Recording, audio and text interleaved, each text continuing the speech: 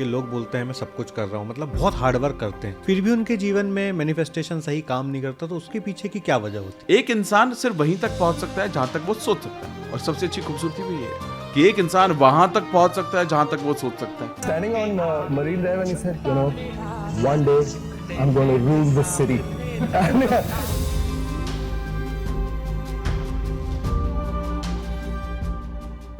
दो एलिमेंट जो बहुत इंपॉर्टेंट रोल प्ले करते हैं अपने सपनों को मैनिफेस्ट करने के लिए, पहला ग्रैटिट्यूड और दूसरा होता है है। रिलेशनशिप में और हेल्थ में ग्रेटिट्यूड क्या रोल प्ले करता है, ये दो चीज़ें और जानना चाहूँगा मैं।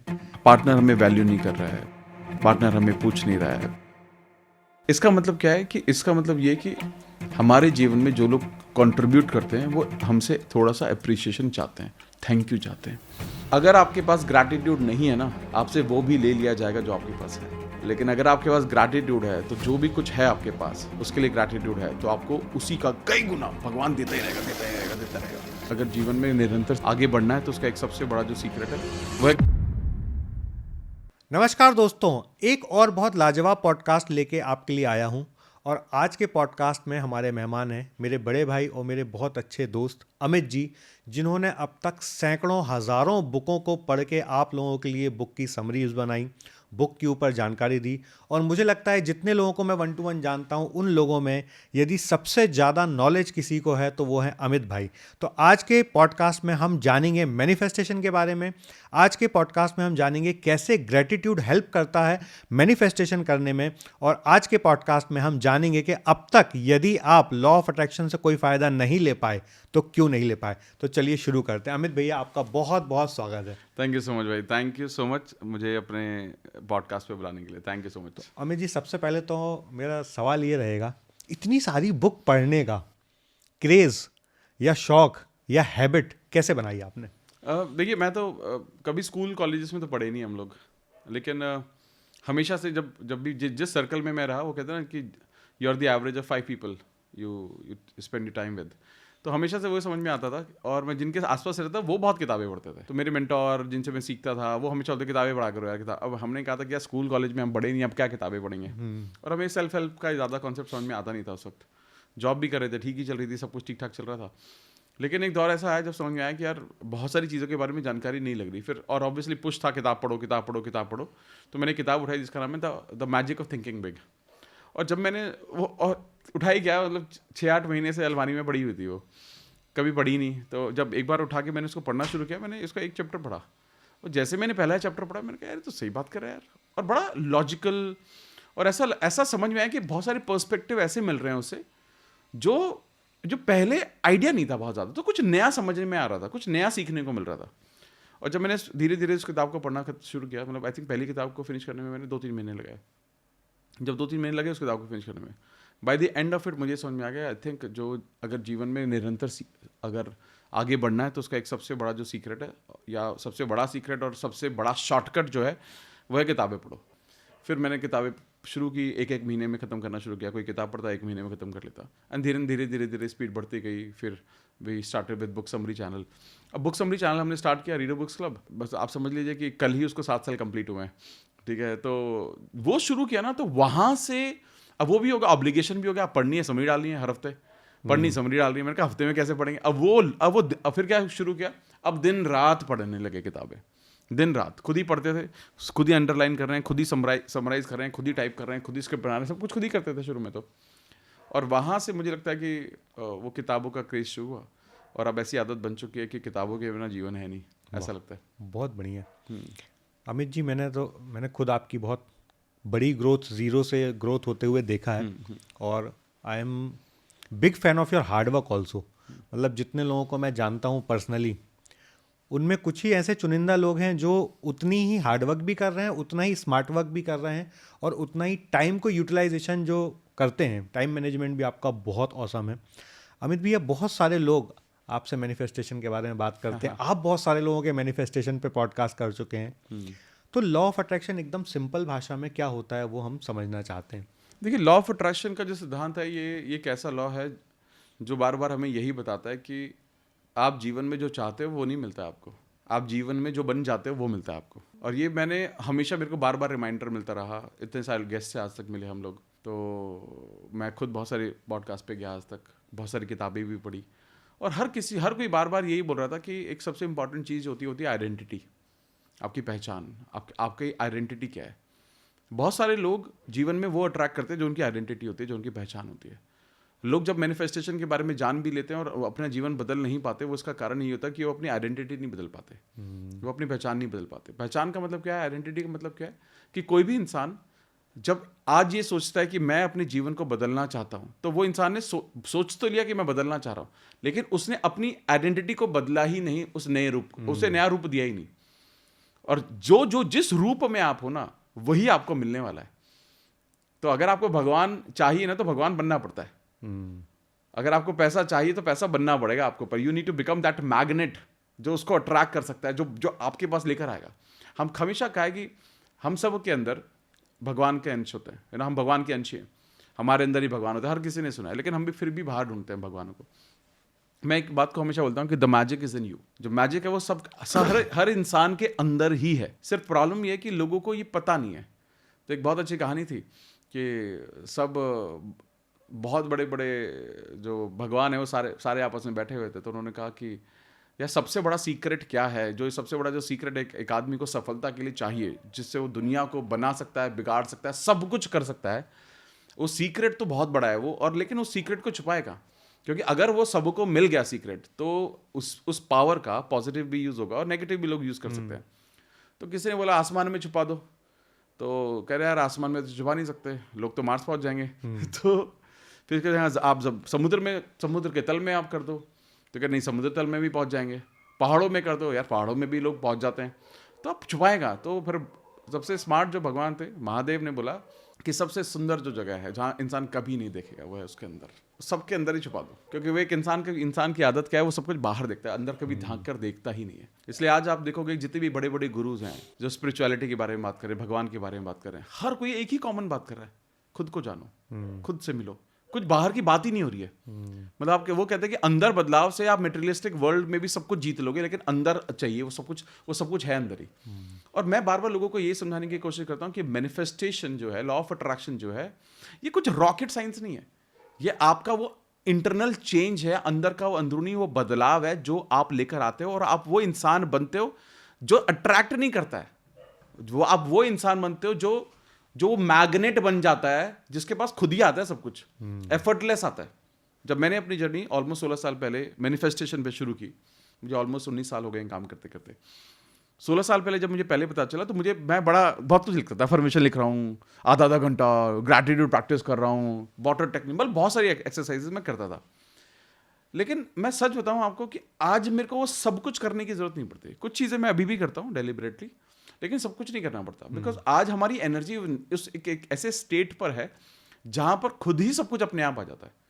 आपको बस ये समझना पड़ता है कि वो आपकी एनर्जी कैसे, आपकी वाइब्रेशन क्या, आप क्या वाइब्रेशन कैरी कर रहे हो। और उसमें मुझे लगता है सबसे बड़ा जो रोल मेरे को जीवन में मदद की, वो था ग्रैटिट्यूड। तो लोग मुझे बोलते हैं कि सर मैनिफेस्टेशन की शुरुआत कैसे करें, तो मैं बोलता हूँ भैया ग्रैटिट्यूड, थैंक यू कहने से शुरुआत करो। पावर ऑफ ग्रैटिट्यूड मुझे लगता है कि इतनी बड़ी पावर है, जो लोग law of attraction, power of manifestation को समझ नहीं पा रहे हैं और समझना भी नहीं चाहते, तो पावर ऑफ ग्रैटिट्यूड को मिस नहीं करना। ये इतना रूड लॉ है, इतना खराब लॉ है। मतलब ये लॉ ये कहता है कि अगर आपके पास ग्रैटिट्यूड नहीं है ना, आपसे वो भी ले लिया जाएगा जो आपके पास है। लेकिन अगर आपके पास ग्रैटिट्यूड है, तो जो भी कुछ है आपके पास, उसके लिए ग्रैटिट्यूड है, तो आपको उसी का कई गुना भगवान देता ही रहेगा, देता ही रहेगा, देता रहेगा।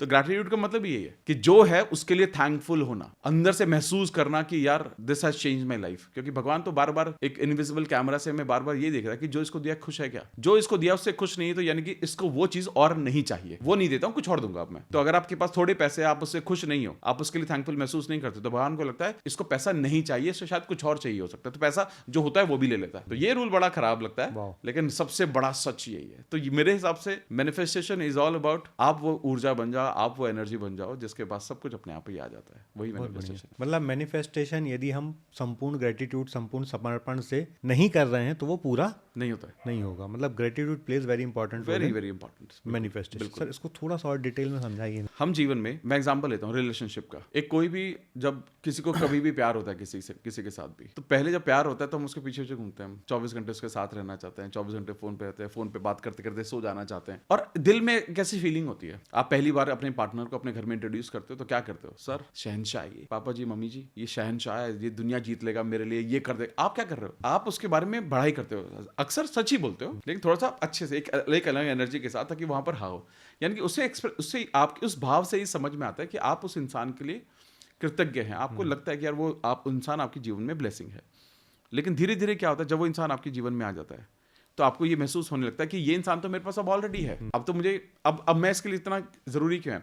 धीरे धीरे वो कृतज्ञता, थैंकफुलनेस जो होती है, जो ग्रैटिट्यूड होता है, उस इंसान के लिए कम होने लगता है। क्योंकि जो चीजें हमारे पास है हम उसकी वैल्यू खोने लगते हैं। एक इंसान बहुत बड़ी गाड़ी खरीदना चाहता है, BMW खरीदनी है उसको, 6 साल 10 साल उससे मेहनत की BMW घर पे खड़ी हो जाती है।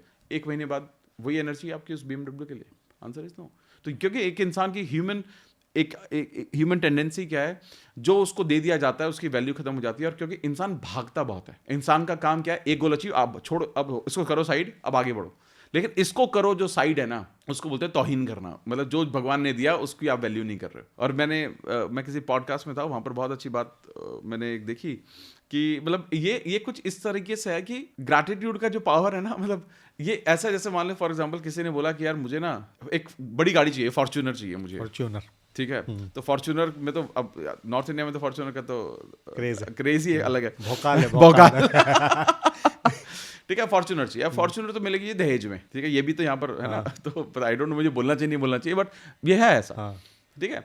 अब फॉर्च्यूनर तो मिल जाएगी। अब क्या होता है कि आप ये सोचते हो चलो यार, चलो अच्छी लड़की से शादी करेंगे जो कर पाएगा और हमें भी काबिल बनना है, वो सब चीजें ठीक है। अब आपके पास क्या है, अब ना जो लोग होते हैं या जो आप चीजें होती हैं, अब आपके घर में थी मारुति स्विफ्ट, अब फॉर्च्यूनर को आपने अट्रैक्ट किया, फॉर्च्यूनर को आपने मांगना शुरू किया, दूर से फॉर्च्यूनर खड़ी होकर देख रही है, आपके पास जो मारुति स्विफ्ट है आप उसकी सफाई तो करते ही नहीं हो, उसकी टेक केयर करते नहीं, उसके टाइम से सर्विस कराते ही नहीं हो, जो चीजें ऑलरेडी उसका ध्यान नहीं रख रहे हो। आपके पास एक बाइक भी, आप उसका भी ध्यान नहीं रख रहे हो। तो वो चीज अब वो चीज बार बार देख रहे हैं कि भैया मैं इसके घर में क्यों जाऊं, जो चीजें हैं उसके लिए थैंकफुल नहीं है। एक और एग्जाम्पल देता हूं आपको। ये ऐसा है जैसे अब एक पर्सन को अपने बेटे की एक पिताजी को अपने बेटे की शादी करनी है, बड़ी धूमधाम से शादी करना चाहता है, और वो ढूंढ रहे हैं कुछ बहुत अच्छा परिवार मिल जाए, बहुत कुछ, ठीक है। अब रिश्ते बड़े सारे आ रहे हैं। अब जब रिश्ते बड़े सारे आते हैं, उस जिसकी शादी होनी है उसका बड़ा भाई भी है और बहू भी है, यानी कि घर में एक और कपल है, बच्चे भी हैं।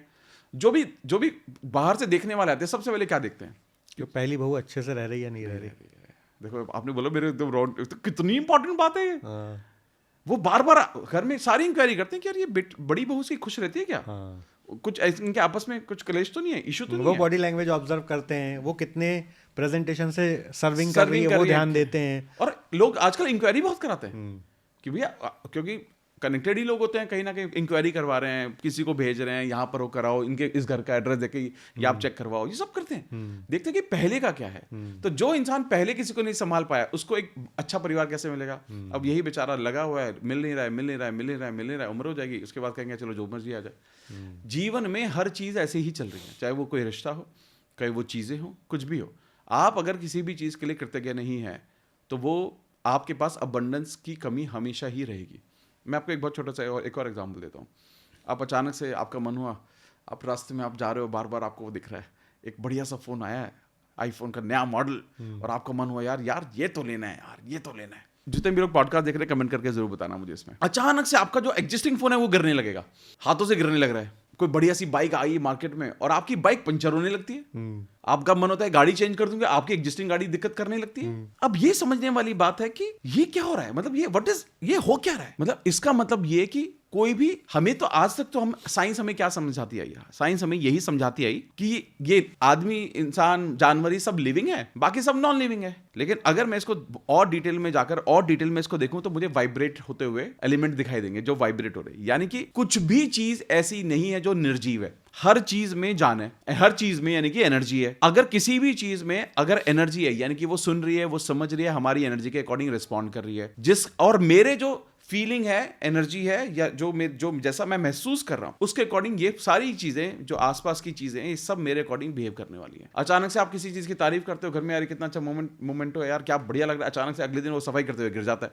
यानी इसका मतलब क्या है? इसका मतलब ये कि हर चीज में हर चीज एक एनर्जी से चल रही है। और जब भी आपके पास जो भी चीजें हैं और आप कृतज्ञ नहीं हो, ग्रैटिट्यूड नहीं है, उसको ये समझ में आता है। और अगर उसको ये समझ में आ रहा है तो उसका आपके जीवन से जाना तय है। बेटर क्या होगा? सबसे पहले अबंडेंस चाहिए, मैनिफेस्टेशन चाहिए, सपने पूरे करने हैं। पहले लिस्ट बनाओ, जो चीजें ऑलरेडी हैं उसको थैंक यू कहना शुरू करो। और दूसरी चीज, जब आप उन चीजों को थैंक यू कहना शुरू करते हैं जो ऑलरेडी, जो नहीं है, आने से पहले ही कह रहे हो, वो चीजें बाधित हो जाती हैं, उनके ऊपर एक ऑब्लिगेशन लग जाता है कि भाई अब तक तो इसको दिया ही नहीं, ये अभी से ही थैंक यू बोल रहा है, तो इसको तो देना भी पड़ेगा ना मैं वापस। तो भगवान को आप कुछ मांगो, भगवान आप जो मुझे लंबी गाड़ी देने वाले हो ना, उसके लिए अभी से थैंक यू बोल रहा हूँ। अब भगवान आगे प्रेशर में, भगवान कह रहे बेटा तेरे को तो दी भी नहीं, अरे मुझे पता है दे दोगे। अब भगवान कह रहे तो विश्वास कर रहा है मुझ पे, अब मैं इसका विश्वास कैसे तोड़ूं? तो ये हमेशा ये सर्कल ऐसे ही चलता रहेगा। लेकिन ये सबसे अच्छी खूबसूरती इसमें क्या है?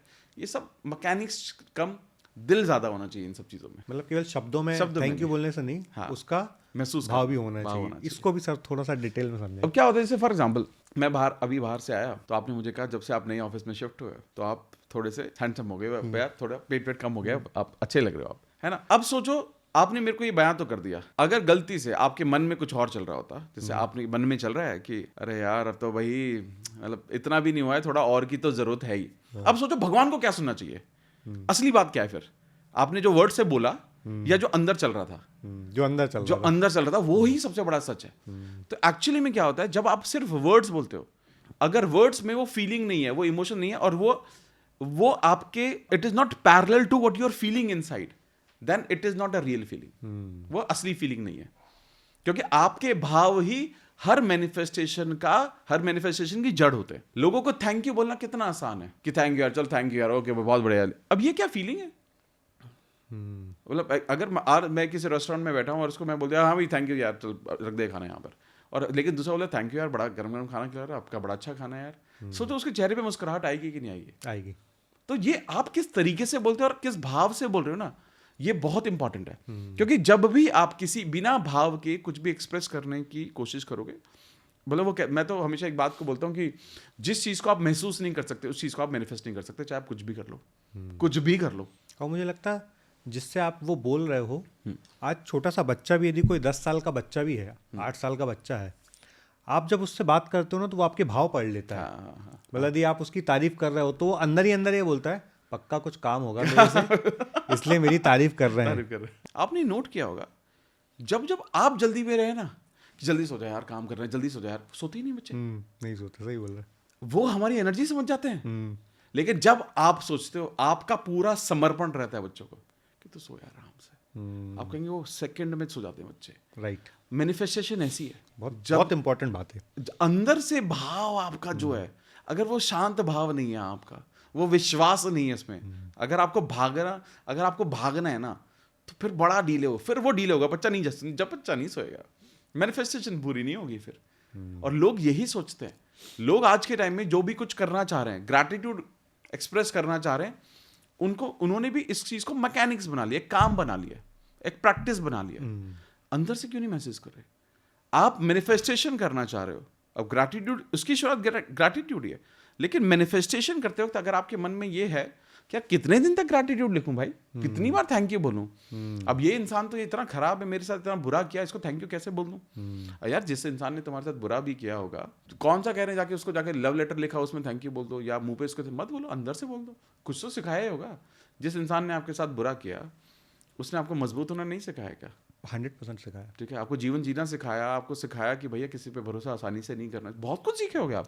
मुझे लगता है जिसने आपके साथ बुरा किया उसने जीवन में ज्यादा सिखाया। सही, बजाय जिसने आपके साथ अच्छा किया। करेक्ट। तो यानी कि ये सिर्फ नजरिए की बात है कि मैं जीवन में कुछ नहीं सीख पाया, मैं नहीं सीख पा रहा हूँ, ये सिर्फ नजरिया है। लेकिन जब आप अपना नजरिया लोगों को देखने का, चीज़ों को देखने का आप बदलते हो तो बहुत बदलता है। जैसे फॉर एग्जांपल किसी ने नई गाड़ी खरीदी, 2 लोग हैं, नई गाड़ी खरीदी, अब नई गाड़ी खरीदते जा रहे हो और एक जैम में किसी गाड़ी ने हल्का सा स्क्रैच मार दिया। अब नई गाड़ी है, अब दिल्ली में तो होता है शीशे खोले और जो गालियां शुरू होती हैं इधर उधर दे रहे हैं। वहीं पर आप जैसा है, मेरे जैसा जन आदमी है, वो बोलता है चल भाई कोई बात नहीं तू जा। आप आगे गाड़ी लगाते हो, हल्का सा स्क्रैच देखते हो, आप क्या बोलते हो, भगवान किसी बड़ी बला से आपने बचा लिया एक छोटी सी खरोच से, बहुत बहुत धन्यवाद, चल देता हूँ। और ये पर्सपेक्टिव ही तो है। सही बात है। अब सोचो उसमें क्या ही था, बताओ। किसी ने डांट लिया, अपनी एनर्जी तो खराब ही कर रहा है, एनर्जी खराब करके उसके बाद आप क्या ही करोगे।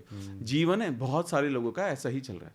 मतलब मैं ये नहीं बोल रहा हूँ दिल्ली वाले लोग ऐसा होते हैं, बट सब जगह एग्जाम्पल, ये हर जगह, मतलब किसी के मन के अंदर भाव क्या चल रहा है, ये जस्ट एक एग्जाम्पल देने के लिए मैंने यूज किया। लेकिन हम सब लोगों को यही समझने की जरूरत है कि जब तक आपके पास अंदर से वो जो नहीं आएगा तो फिर सब व्यर्थ है, फिर सब व्यर्थ है। आपका और हमारा प्रेम, हम कभी बात ना करते हो, बहुत कम बात होती है, लेकिन जब बात होती है फिर ये प्रेम कम नहीं होता ना, बिल्कुल, क्योंकि ये भाव है, अंदर है, क्योंकि आपने हमेशा दिया, हमें वो फीलिंग आपके पास से हमेशा से आई। और मुझे ऐसा लगता है कि यार हम आज के टाइम में कहीं पर भी जाते हैं तो सब किसी को कुछ मदद चाहिए होती है, सबसे पहले हमें आपके बारे में याद आता है। मैंने कहा अगर तुम्हें कुछ मदद चाहिए आप इनसे बात कर लो, ये हेल्प करेंगे। हमें भी बहुत हेल्प की है, हम आगे भी हेल्प लेते रहेंगे। इससे मुझे फ़र्क नहीं पड़ता कि मैं आपके साथ कितनी कॉफ़ी पीता हूँ, मैं कितनी चाय पीता हूँ, कितने वक्त, कुछ नहीं फ़र्क पड़ता मुझे तो नहीं पड़ता। मेरे को तो ये पड़ता है, मेरे को मदद चाहिए मैं ले लूँगा, आपको मदद चाहिए होगी, आपके मेरे दरवाजे हमेशा खुले, हम साथ में जी, चाहे कितना भी कम वक्त बिताएं, हमेशा एक दूसरे के लेवल पर है, ये कन्फर्म्ड है। और ये भाव से होता है सारा कुछ। अमित भाई, आपकी बात से मुझे एक बात बहुत गहराई से याद आई। मैं बहुत सालों से काम में, तो बहुत सालों से हूँ, मैं किसी को माफ़ नहीं कर पा रहा था। मतलब वो मेरे मन में बैठा था कि यार मैंने इनके लिए इतना किया और इन्होंने मेरे साथ कुछ भी बुरा किया। हमारे जो कॉमन मित्र हैं अनुराग जी, एक बार अनुराग जी ने मुझे बोला क्या चित्रेश उसको भूल जाओ, मिट्टी डालो, मिट्टी पाओ उस पर, भूल जाओ, भगवान को धन्यवाद दो कि उन्होंने तुम्हें इस लायक बना दिया। अमित भाई सच बता रहा हूँ, जिस दिन से वो चीज़ करना शुरू किया है मैंने, या जिस दिन से मैंने दिमाग से निकाला कि यार इन्होंने जो भी किया मेरे लिए बहुत अच्छा किया, मेरे जीवन में इनक्रेडिबल ग्रोथ हुई, इनक्रेडिबल। एब्सोल्युटली। मतलब मैंने जो कभी, मतलब ये रोंगटे खड़े हो रहे हैं मेरी बात करते समय कि मैंने जो सपनों में भी नहीं सोचा था, भगवान वो भी मुझे दे रहा है। जिस दिन से मैंने सोच लिया कि उन्होंने जो किया अच्छा किया, भगवान इनका भला करे। मतलब चाहे मेरे नेटवर्क, तो आप मेरा जानते हैं, नेटवर्क जितने भी लोगों से रिलेशन है वो बिल्कुल दिल वाला रिलेशन है। तो नेटवर्क बोले, रिलेशन बोले, पैसा बोले, मतलब जो चीज़ चाहिए होती है एक आदमी को आनंद में रहने के लिए, खुश रहने के लिए, सब कुछ दिया परमात्मा ने। जैसे मैंने, जो आपने भी बात बोली ना, कि जैसे मैंने ये सोचा कि यार इसने जो किया अच्छा किया, वो भावना जिस दिन से आई, उससे जाके नहीं बोला आज तक, पर वो भावना आ गई। करेक्ट। किसी को माफ करना मतलब उसको शय देना, या आप उसके लिए माफ कर रहे हैं, अरे नहीं, किसी को माफ करना खुद के लिए करते हैं हम। किसी को भी माफी आपको आगे लेकर जाती है, क्योंकि किसी को माफ ना करना मतलब ये वैसा है कि आपने आपके पैर दलदल में और आप अपने आप के ऊपर और मिट्टी डालते जा रहे हो, ये किसी को माफ ना करना, आप कभी बढ़ ही नहीं पाओगे। लेकिन जिस दिन, जैसे आपने बहुत खूबसूरत बात की, जिस दिन आप अपने मन से कर लेते हैं चल ठीक है यार कोई बात नहीं, चल आगे बढ़ते हैं यार, जीवन में आगे बढ़ना जरूरी है, उस इंसान को पता भी नहीं चला, वो वैसे भी मस्त है अपने जीवन में, जो अच्छा कर रहा है, हम श्योर अच्छा ही करे हर कोई इंसान। लेकिन हमें लगता है कि हमारी दौड़ पूरी हो जाती है। बहुत सारे लोग मुझे बोलते हैं हमेशा कि सर मैं मैनिफेस्ट करना चाह रहा हूँ, लेकिन मैं कैसे करूँ, मैं उस इंसान के लिए ग्रैटिट्यूड कैसे करूँ जिसने मेरे साथ इतना बुरा किया। मैंने कहा वो बुरा करके तो निकल गया ना, वो तुमसे बात होती है अब नहीं होती, दिखता है नहीं दिखता है, वो तो मजे कर रहे हैं, वो रिलेशनशिप में भी आ गए, पैसे भी कमा रहे हैं, कौन रुका? तुम, क्योंकि तुम्हारे अंदर उसको लेकर भाव है। और जैसे आपने बोला ना, जैसे वो ड्रॉप करते हैं ना उसको, उससे रिलेटेड भाव, मैं आपको बता रहा हूँ कि लोगों को लगता है कि शरीर हल्का हो जाता है। सच बोल रहे हैं आप। शरीर हल्का हो जाता है, ऐसा लगता है कि अब तो मैं इस वजन के साथ मैं उड़ सकता हूँ। बिल्कुल। और वहां से लोग बढ़ना शुरू करते हैं। बिल्कुल सर, मैं बिल्कुल पूरी मेरी बैक स्टोरी पूरी आप बोल रहे हैं ना, वो एक एक डॉट कनेक्ट हो रहा है, वैसे ही रील घूम रही है दिमाग के अंदर, वैसे ही सब कुछ चल रहा है। मतलब फॉरगिवनेस भी एक बहुत बड़ा रोल होता है, ग्रेटिट्यूड भी होता है, पहला ग्रेटिट्यूड होना, दूसरा फॉरगिवनेस होना। अमित भैया एक और बात जो अभी आपने कही कि लोग बोलते हैं मैं सब कुछ कर रहा हूँ, मतलब बहुत हार्डवर्क करते हैं, फिर भी उनके जीवन में मैनिफेस्टेशन सही काम नहीं करता, तो उसके पीछे की क्या वजह होती है? Hard work is not has no connection with the success. इसका कोई कनेक्शन नहीं है। मतलब आप अपनी मैनिफेस्टेशन को बुरा करेंगे, इससे कनेक्शन कोई है नहीं हार्ड वर्क। अब देखिए, आप ये समझ जाइए, आप और हम तो स्टूडियो में, इसी स्टूडियो में बैठे हुए हैं, बढ़िया सी लाइट है, लाखों रुपए के कैमरा स्टूडियो पर, सब अपना है, ठीक है। अभी सोचिए, आप ज़्यादा मेहनत कर रहे हो या वो जो रोड साइड पर वो जो रिक्शा खींच रहा है वो मेहनत कर रहा है, वो मेहनत कर रहा है, फिर वो सक्सेसफुल क्यों नहीं है? अगर मेहनत ही सक्सेसफुल बनाती तो, मैंने कह रहा मेहनती नहीं होनी चाहिए, मेहनत ही सक्सेसफुल बनाती तो। ये सिर्फ इतना सा होता है कि वो जो इंसान है वो शायद आज सिर्फ शाम का सोच रहा है, क्या शाम को मुझे खाना लेकर घर जाना है, घर में बीवी होंगे, बच्चे होंगे, या गांव पैसे भेज रहे हैं, और आज का जो दिहाड़ी है 700-800 रुपये कमाऊंगा, 200-300-400 रुपये खर्च करूंगा, बाकी 100-200 रुपये घर भेज दूंगा। वो इतना ही कर रहा है, उसका वो वहीं तक ही सोचता है। एक इंसान सिर्फ वहीं तक पहुंच सकता है जहां तक वो सोच सकता है, और सबसे अच्छी खूबसूरती भी ये है कि एक इंसान वहां तक पहुंच सकता है जहां तक वो सोच सकता है। तो सोचिए कि अगर वो सोच, जो मैं किताब के बारे में बात कर रहा था, the magic of thinking big, वो उसने मेरे को यही सिखाया कि भाई एक बात बताओ, छोटा सोच रहे हो, बड़ा सोचने के लिए आपको क्या करना पड़ेगा? अलग से कुछ भी नहीं करना पड़ेगा। ऐसी इधर उधर की उल्टी सीधी बातें तो करनी पड़ेंगी, अरे 100-200 करोड़ कमा लें तो क्या ही हो जाएगा, ऐसी तो बातें करनी है आपको मन में, या बोल के कुछ नहीं आता बड़ी बातें करने में। बट प्रॉब्लम लोगों को लगता है कि कुछ नहीं होता बड़ी बातों को करने से, ये बड़ी प्रॉब्लम है। तो हार्डवर्क का कोई कनेक्शन नहीं है, लेकिन जिस हार्डवर्क के साथ आप उस काम को कर रहे हो, जिस भाव के साथ आप काम कर रहे हो, जिस नजरिए के साथ आप उस काम को कर रहे हो, वो आपको बहुत आगे लेकर जाता है। एक कहानी है, डॉली चाय वाला, चाय तो बनाता ही था। दिल्ली, पूरे इंडिया में ऐसे चाय वाले हजारों लाखों लोग हैं, ठीक है। आज भी कहीं अच्छी चाय आप बनानी शुरू कर दो, आज भी लाखों रुपए आप कमा लोगे कहीं पर भी, क्योंकि दिल्ली में ऐसा ही, मतलब कहीं पर भी इसी तरह की डिमांड है चाय की। लेकिन एक सोचो, वो जो इंसान है वो वहां से वहां तक पहुंचा जहां बिल गेट्स के साथ वो वीडियो बना रहा है, वो दुबई में जा रहा है, इधर कर रहा है, ऐशो आराम है, सब कुछ मिल गया उसको। लोगों को लगता है कि यार छपरी है यार, ऐसे कर रहे हो वैसे करो, लेकिन आपने देखा नहीं, कुछ तो सपना देखा होगा यार उसने, कुछ तो देखा होगा उसने। ऐसा नहीं, ऐसे कोई भी नहीं पहुंचता है, हर किसी के सपने होते हैं और हर किसी ने मेहनत की होती है, लेकिन उस मेहनत के साथ वो नजरिया, वो बड़ी सोच वो बनाता जाता है। और उसका बहुत ज़्यादा श्रेय डेफिनेटली इस बात पर जाता है कि किस संगत में है, उसको कुछ ना कुछ डेफिनेट ऐसे नहीं बन गया होगा वो वहाँ पर जाके, सिर्फ सोच से सपने से नहीं बना होगा, कोई तो उसको अपने कंधे पर बिठाकर लेकर गया होगा, किसी ने तो वो उसको वो जगह दिखाई होगी कि यहाँ तक पहुँचा जा सकता है, ये रूट हो सकता है, सोशल मीडिया पर आया जा सकता है, अकाउंट बनाते हैं, वीडियो बनाते हैं और साथ में चलते हैं, वो लोग वो लेकर चले गए। लेकिन ये तभी हो पाया जब उसके पास सोच थी, मतलब सोच थी, टैलेंट था और पैशन था अपने काम को लेके। तब वो सारी चीजों किसी ने नोटिस की और उसने उसका हाथ पकड़ा के चल भाई, तू ये डिजर्व नहीं करता, तू वो डिजर्व करता है। करेक्ट। आप सोचिए ना, मतलब एक बहुत बड़ा एग्जांपल है हमारे सर सचिन तेंदुलकर जी और विनोद कांबले जी, दुनिया भर में जानते हैं, सबको जानते हैं। कितने लोगों ने ऐसा बोला कि Vinod Kamble was more talented but Sachin Tendulkar was more hardworking, more consistent. अभी भी बोला जाता है कि जब उन्होंने इंटरनेशनल छोड़ा तब तक भी he was the first person to come on nets, earliest to come on nets. तो सोचो, वो इंसान ने वो छोड़ा नहीं ना वो सब कुछ चीजें। और आप उनकी बातों में देख लीजिए, आप उनका आप देखिए, कभी उन्होंने वर्ड के साथ एग्रेशन दिखाया क्या? आज तक वर्ड के साथ एग्रेशन दिखाया। ये नहीं कह रहा वो खराब है, आज उसी का एक प्रारूप आप देखेंगे तो विराट कोहली है, लेकिन he is very aggressive. But लेकिन इनको ना पता है कि कब शांत होना है, अपने चित्त को कैसे ध्यान में रखकर क्या कर्म करना है, खुद में विश्वास कितना जरूरी है। अदरवाइज हर किसी के जीवन में डाउनफॉल आया ही है, सचिन तेंदुलकर जी के भी आया, विराट कोहली के भी जीवन में आया, हर किसी के जीवन में आया। लेकिन प्रॉब्लम इज नॉट कि हम कितनी बार नीचे जाते हैं, प्रॉब्लम सबसे बड़ी क्या होती है, जब हम नीचे ठहर जाते हैं। नीचे ठहरना नहीं होता। तो ऐसा कहा जाता है, it is not about you are coming down in your life, it is about don't stay back. वाह, कितना जल्दी आप वापस आते हो, वो है सारा का सारा गेम। आना तो है, आपको भी आना है, मेरे को भी आना है, कहीं ना कहीं कुछ ना कुछ होता ही रहेगा, लेकिन वापस आना, ये ही सारा गेम है। और ये लेकर आता है जब आपको खुद के अंदर पूरा विश्वास होता है, आप कृतज्ञ होते हैं, आपने जो सीखा, जो आपने समझा, आप कंसिस्टेंट होते हैं और आप ये समझना शुरू कर देते हैं कि जो भी मुझे मिला आज तक, चाहे मैं आज किसी भी स्टेज पर हूँ, मैं भगवान का दिल से धन्यवाद करता हूँ। भगवान कहता है, अरे थैंक यू बोल दिया क्या इसने, दे दो और दे दो यार इसको।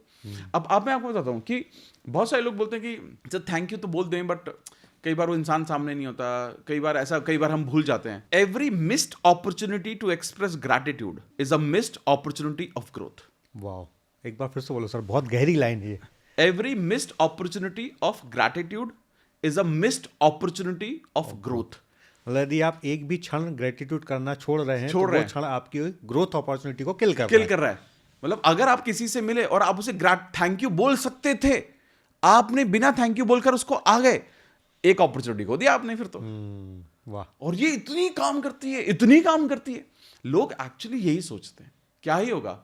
मैं एक बहुत सज्जन है, हमारे मित्र भी हैं, IAS ऑफिसर हैं, तो उन्होंने बोला कि यार एक बात मुझे बताओ, हम जो हैं हम सरकारी आदमी हैं और मैं किसी को काम करने के लिए बोल रहा हूँ, सरकारी आदमी है वो अपना ही तो काम कर रहा है, क्यों ही थैंक यू बोलना है। और मैं ना खुद एक्सपेक्ट करता थैंक यू, कोई मुझे थैंक यू बोले, क्यों बोले, मैं तो अपना काम कर रहा हूँ, और ना ही मैं किसी को थैंक यू बोलता। अब सोचिए इस वजह से उनके जीवन में कितनी दिक्कत है, क्योंकि इस बिहेवियर की वजह से उनका परिवार उनसे दूर, उनको काम में ग्रोथ नहीं मिल रही, प्रमोशंस डिले हो रहे हैं, और उनकी इमेज ये तो बन गई कि अपने काम में बहुत अच्छे हैं, लेकिन एक इमेज ये भी बन गई कि इनको ज़्यादा ऊंची लेवल पर बिठा दिया तो जीना हराम कर देंगे, कोई ग्रोथ नहीं मिल रही, कुछ नहीं हो रहा है। और इसी दौरान मेरे से बात हुई जब हमने मैनिफेस्टेशन के बारे में सेशन था उनके साथ, मेरा एक 1-on-1 था।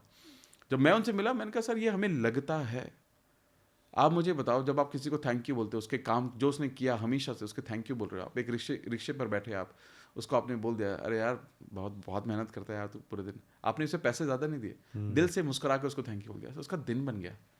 वो दिन में ना, मैं आपको बता रहा हूँ, घर जाएगा ना, घर जाके 4 लोगों को बोलेगा पता है क्या बंदा मिला था मुझे, वो कभी नहीं भूलेगा।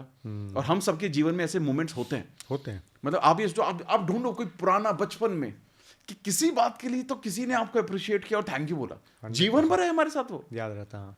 तो मैंने कहा आप ऐसी मिस अपॉर्चुनिटी क्यों, मतलब ये सब ब्लेसिंग है, ठीक है। हर कोई अपना काम ही कर रहा है, हम सब अपना कर्म ही करने के लिए आए हैं। थैंक यू, लेकिन थैंक यू एक ऐसी भावना है जैसे हमें ये बताते हैं कि यार मैं इसको और भी, इसमें और भी अबंडेंस को चाहता हूँ। और जैसे ही उन्होंने बदला अपना वो एटीट्यूड को बदलने, पहले तो क्या होता है कि एकदम नहीं बदला जाता, और कई बार एकदम अंदर से आता भी नहीं है। फिर मैं बोलता हूँ पहले रिपीट करो, कोई बात नहीं, do it without even hard, no problem, to begin with. ये बिगनर के लिए तो बहुत अच्छा है। बिना बोले करना शुरू करो, बिना बोले शुरू करो, बिना बोले शुरू करो। बोलो आप कोई महसूस नहीं हो रहा, नो प्रॉब्लम, कोई बात नहीं, बोलना शुरू करो, बोलना। तो वो कुछ दिन बाद मुझे कॉल आता है, तो कहते पहले तो लोग मुझे बोल रहे हैं भाई तुझे हो क्या गया है हर बात पे तो थैंक यू बोल रहा है। विदिन 3 months उनका ट्रांसफ़र होता है जहाँ पर उन्होंने मैनिफेस्ट किया था, ठीक है, ओहदा बढ़ता है, सब चीज़ें होती हैं। एंड अभी I think it's been 1 year, घर में भी रिलेशनशिप काफ़ी बेहतर हो गए उनके, बहुत अच्छा कर रहे हैं जीवन में, बहुत बढ़िया। लेकिन ये सब चीज़ें ना, हर चीज़ की शुरुआत यहाँ है, दिल, आपके अंदर क्या चल रहा है, वो मासूमियत है क्या, वो ऑनेस्टी है क्या, आपका जो मन है वो सिर्फ दूसरों का फ़ायदा उठाना, दूसरों से देखो फ़ायदा उठाना कोई प्रॉब्लम नहीं है, मेरे को नहीं लगता है गलत है। कोई आप किसी को आप जानते हो, उससे मदद ले सकते हो तो बहुत अच्छी बात है, बट आप उतना ही देने के लिए भी तैयार हो क्या, और जो आपके लिए मदद करा आप उसके लिए थैंकफुल हो क्या। किसी ने आपको मदद की 10 जगह, उसके बारे में तारीफें हुई कि नहीं हुई, आपके मुख से निकली या नहीं निकली, वो है ग्रैटिट्यूड। जब ये चेंज लाते हैं ना, फिर देखना आपके जीवन में, मतलब मैं ये कह सकता हूँ कि आप एक जीवन में एक ऐसे स्तर पर पहुंच जाते हो जहां ना आप लोगों को आप छू लो ना, सोना हो जाते हैं वो, यही होता है, तो मुझे लगता है। मतलब अमित जी, मैं ये समझाऊं कि जब आप एक इनर साइलेंस में पहुंच जाते हैं तो अंदर जितना ज़्यादा कूल, काम और शांत होंगे, बाहर की परिस्थितियां उतनी बड़ी ड्रामेटिकली चेंज हो जाएंगी, उतनी ट्रेमेंडस ग्रोथ हो जाएगी, उतनी बड़ी सक्सेस हासिल हो जाएगी। मतलब इनर साइलेंस का भी बड़ा रोल है मैनिफेस्टेशन में। इनर साइलेंस बहुत ज़्यादा ज़रूरी है। तो मैं इसको बोलता हूँ कि 2 एलिमेंट जो बहुत इंपॉर्टेंट रोल प्ले करते हैं आपके अपने सपनों को मैनिफेस्ट करने के लिए। पहला ग्रैटिट्यूड, जो आपको होना ही चाहिए, और दूसरा होता है मेडिटेशन, यानी कि ध्यान करना। लोग ध्यान को ज़्यादातर रिलीजियस चीज़ों से कनेक्ट करते हैं या स्पिरिचुअलिटी से ज़्यादा कनेक्ट करते हैं, बट मैं कहता हूँ कि ध्यान को एज अ टूल ही समझो, मेडिटेशन को एज अ टूल समझो। मतलब मैं तो आज तक इतना भी बोल सकता हूँ कि अगर कोई इंसान 1 साल में जो कुछ भी अचीव करना चाहता है वो 3 महीने में कर सकता है, सिर्फ ध्यान के जरिए। और ये इतना पावरफुल है। हम मॉर्निंग में मेडिटेशन कराते हैं सुबह 5:30 से 6:30। मतलब आप ये समझिए कि क्योंकि लॉ ऑफ अट्रैक्शन मैनिफेस्टेशन के आसपास हम ज़्यादा बात करते हैं, तो पहले क्या होता था, 20-25 लोग हर रोज़ टेक्स्ट करते थे हमें कि सर मैंने जीवन में ये मैनिफेस्ट किया, गाड़ी खरीद ली, पहली गाड़ी, पहली साइकिल, पहला ये, बच्चों के लिए ये, घर, सब कुछ आता था हमारे पास। आप यकीन मानिए, जब हमने मॉर्निंग मेडिटेशन, इसको हम संपन्न साधना बोलते हैं, संपन्न साधना को शुरू किया, वो नंबर सीधा बढ़कर 40 से 45 है आज एवरेज। 40 से 45 वॉइस मैसेजेस, वीडियोस या टेक्स्ट इंस्टा पर आते हैं डेली बेसिस पर कि हमारे जीवन में ये मैनिफेस्ट हुआ है, और ये सिर्फ तब हुआ जब मेडिटेशन आ गया। अब मैं 16 साल से प्रैक्टिस, 15 से 45 हो गए, 3 हाँ गुना हो गए। मतलब ऑलमोस्ट मतलब 20 से 40-45। पहले जब मैं लॉ ऑफ अट्रैक्शन मैनिफेस्टेशन पर अपने जीवन में यूज़ करता था, तो मुझे लगता था कि सब चीज़ें ऐसे ही हो रही हैं, मैनिफेस्टेशन है इसलिए हो रही हैं। लेकिन जब हमने ये प्रैक्टिस शुरू की बाहर, क्योंकि मैं ज़्यादा सोशल मीडिया पे मेडिटेशन के बारे में ज़्यादा बात नहीं करता, मुझे लगता है कि नहीं यार ये थोड़ा सीक्रेट चीज़ है, इसको अलग से ही बात करनी चाहिए, और मुझे लगता है वो थोड़े बाबा जी ना बन जाए, थोड़े से ज़्यादा ज्ञानी ना बन जाए। तो कभी इतना खुल के बात नहीं की, कभी सोशल मीडिया पे वीडियो हमने नहीं बनाई। बट जब हमने कुछ सेशन स्टार्ट किए, आप ये समझिए कि उस दौरान जब लोगों ने शेयरिंग स्टार्ट हुई, जब मल्टीप्लिकेशन हुआ, तब मुझे समझ में आ गया कि यार मेरे जीवन में जब मैं अपने आप को इतना बड़ा मैनिफेस्टर बोल रहा हूँ, मैं आज ये बोलता हूँ, मैं तो अगर मैं नहीं बोलूंगा तो दुनिया कैसे बोलेगी। मुझे लगता है कि इंडिया में अगर कोई मैनिफेस्टेशन के बारे में बात कर सकता है सबसे बेहतरीन, मेरे से अच्छा कोई हो नहीं सकता, ठीक है। और ये मैं बार बार इसलिए बोलता हूँ ताकि पूरी दुनिया बोले सके। ठीक है। तो जब मैं इस बारे में इतनी बड़ी बात कर रहा हूँ, तो मैं बार बार ये बोलता हूँ कि मेरे को मैं इस सबसे अच्छा इसलिए ही बन पाया शायद क्योंकि मैं ध्यान कर रहा था शुरू से ही। पहले मुझे लग रहा था कि वो मैं अपने लिए कर रहा हूं, लेकिन नहीं, वो जब लोगों के साथ रिजल्ट आए तो मेरे को समझ में कि नहीं भाई, ये तो ये जो मैजिक था मेरे जीवन में भी जो हुआ, ये सारा मैनिफेस्टेशन का जो मैजिक है, it is all because of meditation. और आज के टाइम में ध्यान करना बहुत आसान है, मतलब इसका कोई रॉकेट साइंस नहीं है। लोगों को लगता है कि यार ध्यान तो आप कैसे भी कर लो। मैं एक बहुत अच्छी टेक्निक लोगों को सिखाता हूँ, बहुत कोई भी कर सकता है, एक बार अगर आप कहेंगे तो हाँ बिल्कुल सर, कर भी लेते हैं, ठीक है, बहुत ही आसान है। तो मैं लोगों को बोलता हूँ कि सबसे पहले आप धीरे धीरे आंखें बंद कर लीजिए,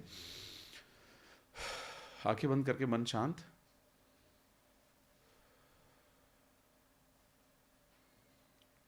सांसों पे ध्यान,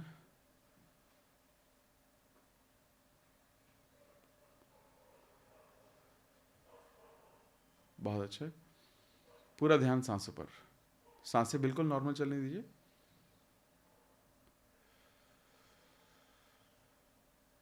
बेहतरीन।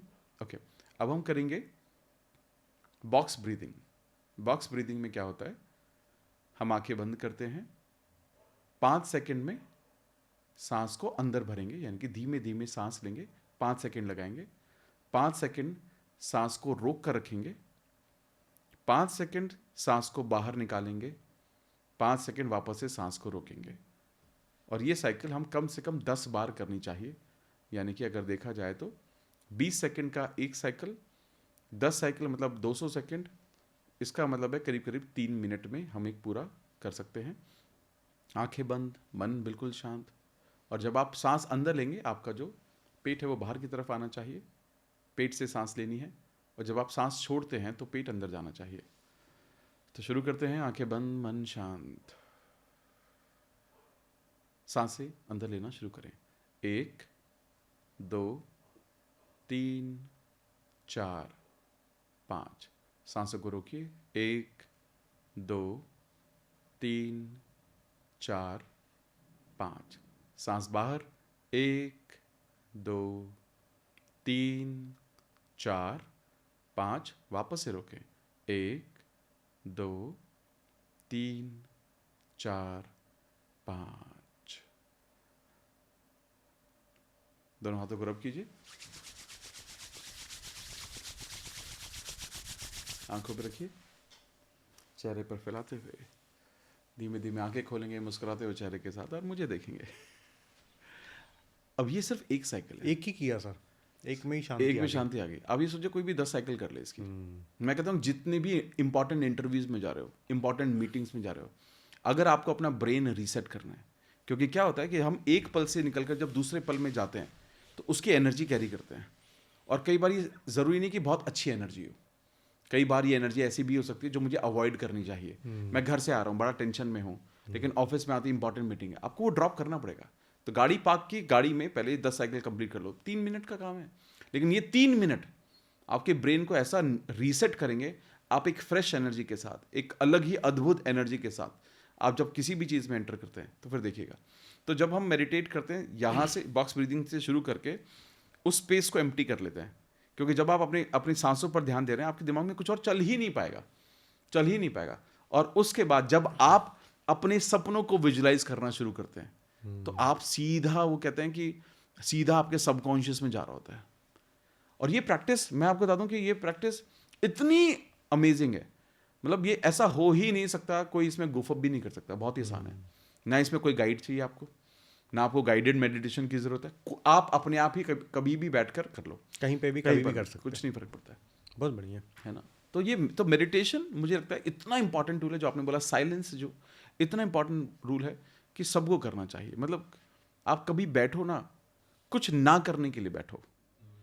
कुछ ना करना मतलब कि अभी यहाँ पर बैठे तो कुछ नहीं कर रहे, ना आपके पास फोन होना चाहिए, ना आपके पास किताब होनी चाहिए, कुछ नहीं करना है, ऐसे ही तो बैठो, बैठ के तो दिखाओ। 5 मिनट का ऐसा साइलेंस है ना, जब आपके पास कुछ नहीं है, आंखें बंद करना है कर लो, नहीं हो पा रहा नहीं, ऐसे बैठे रहो, बोर होके दिखाओ ना। प्रॉब्लम है क्या है, आज के दौर में लोग बोर नहीं होते हैं। बोर होना बहुत ज्यादा जरूरी है। आज के टाइम में लोग ट्रैवल करते हैं, तो ट्रैवल का प्लान कैसे होता है, यार एक काम करते हैं 3 दिन का ट्रैवल बनाते हैं, आज निकलते हैं शिमला चलते हैं। अब वो पूरे दिन गाड़ी ड्राइव करके शिमला पहुंचते हैं, दोपहर के बाद होटल में चेक इन करते हैं, 2 घंटे का रेस्ट, चाय खाना पीना, शाम को निकल जाते हैं, चलो पहाड़ों पर मार्केट, ठीक है मार्केट चलते हैं, मार्केट में जाकर पार्टियां करेंगे, मतलब घूम के आएंगे, ठीक है घूम के आए, रात को डिनर विनर करके रात को वापस आते हैं, सो जाते हैं। अब अगले दिन का प्लान है सुबह 4 बजे, अब वापस से चल के आते हैं, चलो अब आज हाइकिंग करेंगे हम, फिर बंजिंग जंपिंग करेंगे हम, ये करेंगे वो करेंगे, पूरा दिन निकल जाता है, शाम को वापस थके यार सोते हैं, अगले दिन चलता है यार वापस चलना है यार। अब क्या छुट्टी है ये कोई हॉलीडे है आपका? It is not a holiday. मेरे डेफिनेशन में जो मैं मानता हूँ, हॉलीडे का मतलब है गए और इतने बोर हो रहे हैं आप कि आपका मन कर रहा है भाई वापस कब जाएंगे। जब तक वो फीलिंग ना आ जाए ना कि वापस कब जाएंगे, और आप इतने निठल्ले बैठे हो, मतलब आपके पास कुछ करने को नहीं, ना फोन चल रहा है तो अच्छी बात है, ऐसी जगह जाओ, कोशिश करो जहाँ फोन भी ना चले, कुछ नहीं करने को आपको। लेकिन वहां से जो आपकी शुरुआत होती ना, आप जब उस पल से जब आप निकलकर रास्ते से घर पर आ रहे होगे ना, आप कहोगे कि भाई क्या मैं जो लेकर आ रहा हूं ना, बिना मिले बिना बोले बिना सीखे मैं जो लेकर आ रहा हूं, वो फिर कुछ अलग ही निकलते हो आप। फिर ये बहुत जरूरी बहुत है। बढ़िया, बहुत बढ़िया अमित जी। फिर मेरी एक लाइफ का एक इंसिडेंट थोड़ा सा इसमें कनेक्ट हो रहा है। प्लीज 3-4 साल पहले हमारे एक कॉमन मित्र हैं लोकेश जी और अनुराग जी। हाँ। तो वो मुझे लेके गए, फर्स्ट टाइम मैं उनके साथ कहीं आउटिंग पे गया, 4-5 साल हो गए होंगे। हम लोग गए स्टर्लिंग रिसॉर्ट मसूरी। वहाँ गए तो बोले सर कहाँ घूमने चलना? बोले कहीं नहीं। क्या प्लान है? कुछ नहीं। क्या करेंगे? कुछ नहीं। आए हो, खाओ पियो और पड़े रहो। तो पहले तो मुझे समझ में नहीं आया, पर मैं बताऊं वो हमारे जीवन का, मुझे लगता है यदि कोई सबसे बड़ा ग्रोथ फैक्टर है जीवन का एक, यदि मैं ढूंढूं तो सबसे बड़ा ग्रोथ फैक्टर वही 3-4-5 दिन थे। क्योंकि उन 3-4-5 दिन में जो क्रिएटिविटी हुई कि एकदम अद्भुत चीज़ें हो गई। मतलब हमने वहाँ से शुरुआत की थी सोचने की, और आज by the grace of God Anurag ji के प्रोग्राम में 100 लोग आ रहे हैं लाख लाख रुपए देके। तो उसकी नींव उसी दिन भरी गई थी जब हम लोग गए थे कि कुछ नहीं करेंगे। मैंने कम से कम 4-5 बार पूछा कि सर प्लान क्या है, किससे मिलना है, किससे मीटिंग करना, क्या एजेंडा होगा, कहाँ घूमने चलना? बोले कुछ भी नहीं, ये आज से 4 दिन के लिए अपना घर है, जब तक अपन बिल्कुल बोर नहीं हो जाएंगे इससे बाहर नहीं निकलेंगे। ये ऐसे ही इतने ही मैजिकल होता है, ये एक्चुअली में ज़रूरी है। अमित जी एक चीज़ और जो अभी आप बोले थे कि जॉब में जाने से पहले, इंटरव्यू पे जाने से पहले हम डीप ब्रीथ कर लें, एक चीज़ और कॉर्पोरेट में देखने को आती है कि लोग अपने जिस काम में हैं उसी काम से नफरत करते हैं, उसी काम में तरक्की करने की प्लान करते हैं, उसी में मतलब चाहते हैं कि मेरी ग्रोथ हो जाए, मैं नेक्स्ट लेवल पे चला हूँ, पर अपने खुद के जॉब को नफरत करते हैं या पसंद नहीं करते या उसको इज्जत नहीं देते या भगवान को शुक्राना नहीं करते इस चीज़ का। तो ऐसे लोगों के लिए क्या रेमेडीज़ है या क्या उनको अपने जीवन में करना चाहिए जिससे वो अपने जॉब में तरक्की भी पा सके? मतलब आप ये सोचिए कि हर कोई सिर्फ यही सोच रहा है कि यार मेरी नौकरी में सबसे खराब क्या है। पहले तो सबसे पहले ये सोचना शुरू करो कि आपकी जॉब में अच्छा क्या है। ठीक है, आप एक नोटबुक लो, उसका एक लेफ्ट साइड एक राइट साइड होता है। लेफ्ट साइड में लिखो कि इस जॉब में सबसे ज़्यादा परेशानी है क्या, आपको लिखना शुरू करो। पहले बॉस खराब है, बहुत ज़्यादा काम, 3 लोगों का काम मैं करता हूँ, ऑफिस घर से बहुत दूर है, तनख्वाह कम मिलती है, ऐसे 4 5 6 7 जो भी ज़्यादा भी हो लिख लो जितना लिख सको। राइट साइड पे आप लिखना शुरू करो कि इस जॉब की वजह से आपको क्या फ़ायदा है, क्या क्या इस जॉब ने दिया आपको। तो पहला, बच्चों की स्कूल की फीस जाती है, घर का रेंट जाता है या EMI जाती है, क्रेडिट कार्ड के बिल्स पे होते हैं, घर में सिक्योरिटी है, हेल्थ इंश्योरेंस मिला है कंपनी का, लाइफ इंश्योरेंस लिया हुआ है, गाड़ी का EMI जाता है, गाड़ी है हमारे घर में, घर में खाना पीना, मेडिकल इंश्योरेंस पूरे परिवार को मिला हुआ है।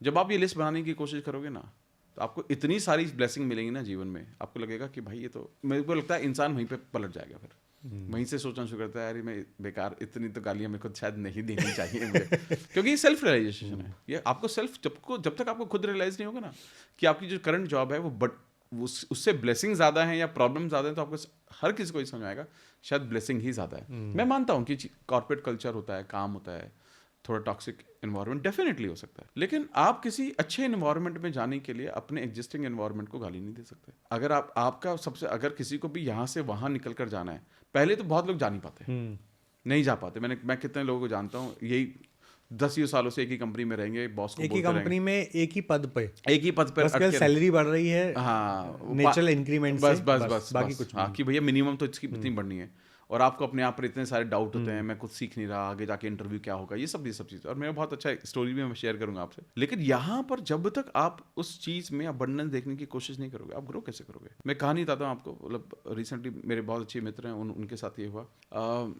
एक बहुत बड़ी कंपनी में, इंडिया की बहुत बड़ी कंपनी है, उसमें थी, बट उस कंपनी के साथ दिक्कत ये है कि वो पैसे नहीं देती है, ठीक है। तो और वो करीबन 11-12 सालों से एक कंपनी में, उनका पैकेज was almost around, मतलब आप मानिए, चलो वो बता देता हूँ मैं आपको, 11-12 लाख रुपए का पैकेज उनका। उनके पैरेलल जो हायरिंग हो रही है आज के वक्त में, उनके parallel similar role project manager के लिए जो हायरिंग हो रही है, वो हो रही है 24 लाख, 25 लाख, 26 लाख पे हायरिंग हो रही है।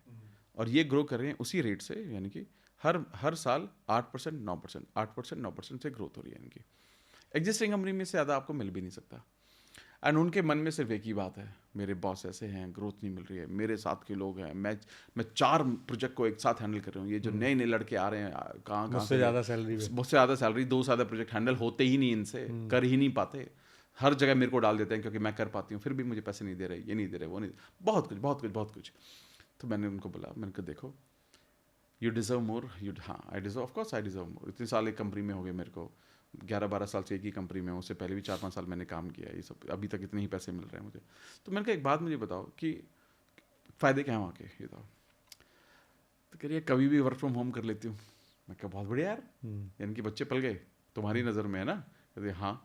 और दूसरा कह रही यहाँ से मुझे कोई निकाल नहीं सकता। मैं कहा चलो ये भी बहुत बढ़िया बात है। और कह रहे वो नए नए लड़के भी खड़े होकर ना गुड मॉर्निंग बोलते हैं मुझको। तो मैंने कहा चलो ये भी बहुत अच्छी बात है तुम्हें। कह रहे बॉस मेरे बिना चल नहीं सकता, वो मेरे बिना कोई का स्टेप नहीं सकता। मैंने कहा ये तो बहुत अच्छी बात है। मैं कहा तो ब्लेसिंग बहुत ज़्यादा है। कह रहे नहीं फिर भी मतलब पैसे तो नहीं मिल रहे ना मुझे। तो मैंने उसको सिर्फ सिंपल बताया, मैंने कहा एक काम करते हैं, चल एक चैलेंज लेते हैं, 6 मंथ्स का चैलेंज करते हैं। और उसे पता है मैं अब, लेकिन वो घर के लोग होते हैं तो जान बचान के घर की मुर्गी हैं हम तो दाल बराबर। तो मैंने कहा एक चैलेंज लेते हैं 6 महीने में, लेट्स मैनिफेस्ट समथिंग बिग। तो उसने चलो ठीक है यार। तो पहली बार वो एग्री की, हम बहुत पुराने दोस्त हैं, तो उसने कहा चलो ठीक है यार कर लेते हैं। तो मैंने कहा एक काम करते हैं, अब नाउ ऑनवर्ड्स बॉस को ना जितना मौका मिले थैंक यू बोल के, ऑफिस में भी थैंक यू। कहते मैं एक बार ना बोलूं थैंक यू, एक बार मतलब कहते कि अच्छे दिल से तो छोड़ो, मैं गुस्से में भी मैंने कहा प्रभु सुन ले, समझ ले, बोलना तो शुरू कर, मन में नहीं आ रहा बट बोलना शुरू कर, ठीक है। तो उसने बोलना शुरू किया और उसकी थोड़ी अनबन बॉस से थी हमेशा से। तो फिर मैंने कहा काम करते हैं, तू ना इंटरव्यू करना शुरू करो, ठीक है, बाहर इंटरव्यू। कह रहे नहीं बहुत मुश्किल है इंटरव्यू, मार्केट बहुत ख़राब है, ये ख़राब। मैंने कहा कोई मार्केट ख़राब नहीं है, तो कोई मार्केट कौन है, हम ही तो मार्केट है, ठीक है। तुम आज नौकरी छोड़ोगे यहाँ से 10 लोग नहीं आएंगे यहाँ पे, मार्केट ख़राब हो गई क्या? नहीं आएंगे, सब आएंगे। तो कहीं से तो कोई ना कोई छोड़ ही रहा है, कहीं तो जा ही रहा है। तो उसको इंटरव्यू दिलाए। एक और टेक कंपनी में उसका हुआ, ठीक है। उस टेक कंपनी में उसको मिले करीबन 16 लाख रुपए 3 महीने में। हमने 3 महीने, जो 6 महीने में भी सोचा वो 3 महीने में हुआ। अब सोचे कि अब बॉस के लिए तो बड़ा वो था, सारी हीन भावनाएं सारी थी उसके अंदर। अब उसका ऑफिस स्टार्ट होने वाला है, ज्वाइनिंग है, 3 महीने का नोटिस था, मतलब 60 दिन का नोटिस था शायद उसका। ज्वाइनिंग का टाइम आ गया। अब जैसे ही उसको पता चला कि ज्वाइन करना है, तो उसको एक और बात इन्फॉर्मेशन पता चली कि मेरा जो बॉस जिसको मेरे को रिपोर्ट करना है वो उससे छोड़ दिया है, वहाँ से छोड़ दिया। और वो बहुत अच्छा, मतलब बात तो हुई कि 4-5 बार, तो कह रहा है उसने छोड़ दिया यार, अभी कोई नई बॉस ज्वाइन करने वाला है मेरे यहाँ पर। मैं कहा चलो अच्छा यार ठीक है, बढ़िया है। मैंने कहा चलो कोई बात नहीं, अब यहाँ तो बना के रखना तुम अपना। सोचो कि इतना बड़ा कोइंसिडेंट मेरे साथ जीवन में नहीं हुआ, मेरे सामने मैनिफेस्टेशन की जर्नी में। सोचो वहाँ पर जो बॉस आया वो कौन था पता है? वही पुराना बॉस। मैंने कहा ये कहानी है, मैंने कहा ये तो सच नहीं हो सकता। वो बॉस वहाँ ज्वाइन किया और उसने तब मेरे को पहली बार बोला कि यार सही कह रहे हो यार, मेरे को ना ध्यान रखना चाहिए था। तो मैंने कहा, और अब ये हमारी 2 दिन पहले बात हुई है, उसके बॉस उसकी मुलाकात हो गई, इन्होंने आपस में मिल लिया, ये सब। उसके बॉस ने उसको 1 हफ्ते बाद बुलाया और बोला देख यार, जो हो गया पहले अब छोड़, यहाँ ना अब हमें ही अपनी टीम बिल्ड करनी पड़ेगी। तो मेरी मेन पर्सन है, हमने इतने साल काम किया, तुझे मेरे तरीके पसंद नहीं है, मैं चेंज होता हूँ, थोड़ी तू भी चेंज हो, लेकिन यहाँ हमें पूरा रीडेवलपमेंट करना है, नई हायरिंग करनी पड़ेगी, एंड मैं चाहता हूँ तू लीड कर यार, तू लीड कर, ठीक है। आप ये सोचिए कि अभी मतलब उसने मेरे को बताया कि यार ये सब हो गया। आप ये सोचिए उसको जो अगली ग्रोथ मिली, वो मतलब जो उसके अगले साइकिल पर जो ग्रोथ मिली, मतलब वो 16 लाख से सीधा उसका आई थिंक अराउंड 26 लाख उसी बॉस ने किया पैकेज, ये बोल के कि जो भी नई हायरिंग होनी है 22, 23, 24 लाख पे जो आ रहे हैं, वो इससे ऊपर नहीं हो सकते। तो मुझे इसको एक ऐसा ओहदा देना ही पड़ेगा, क्योंकि इसको रिपोर्ट करेंगे वो सारे लोग।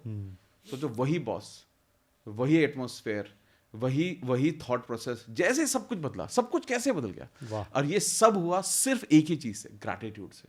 वाह। आज वो राजा है ऑफिस की, मतलब वो तो मतलब बॉस कहता है कि यार मैं आऊंगा नहीं तो देख लियो बस। अब बॉस भी आज कर रहा है, वो भी आज मतलब बहुत अच्छा कर रहे हैं जीवन। जब हम अपनी एनर्जी बदलते हैं, हमारा एनवायरनमेंट बदलता है, हमारे आसपास के लोग बदलते हैं, उनका बिहेवियर बदलता है। और जितने मैं तो हमेशा बोलता हूँ, जब आप मेडिटेशन की जर्नी पर आते हो, जब आप मैनिफेस्टेशन की जर्नी पर आते हो, जब आप ग्रैटिट्यूड एक्सप्रेस करना शुरू करते हो, कंफर्म बोल रहा हूँ, या आप लोग जो भी देख रहे हैं आप बताना मेरे को जरूर, जो भी कमेंट करके, आप 100% देखोगे कि घर में इतनी शांति कैसे बढ़ती जा रही है, घर में प्यार वाला माहौल कैसा होता जा रहा है, क्योंकि आपकी ऊर्जा ऐसी हो जाती है कि हर तरफ आपको एक अच्छी भावना वाले लोग ही मिलने लगते हैं। जो जितना भी घर का कल्चर हो, ऑफिस का कल्चर हो, सब अपने आप बदलने लगता है। और ये बदलने का सिर्फ एक ही कारण है कि बाहर कुछ नहीं बदल रहा है, सिर्फ अंदर सब कुछ बदल रहा है। मतलब इससे ये भी समझ में आया अमित जी कि आप फील नहीं भी कर रहे हो तो भी बोलना तो शुरू कर दो, और बोलना शुरू करोगे तो धीरे धीरे सारे समीकरण बदलने शुरू होंगे और अंदर से भी फील होना धीरे धीरे शुरू हो जाएगा।